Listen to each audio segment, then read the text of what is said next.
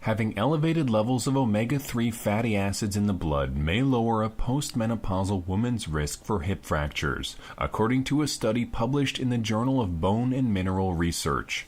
In addition to omega-3s, the study investigators examined omega-6 fatty acids, which are generally plentiful in a Western diet.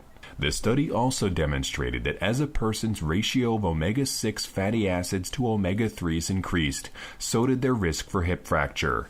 Although the study did not explain the mechanisms behind these relationships, the researchers hypothesized that inflammation may add to bone resorption, the process of bones being broken down by the release of cells called osteoclasts.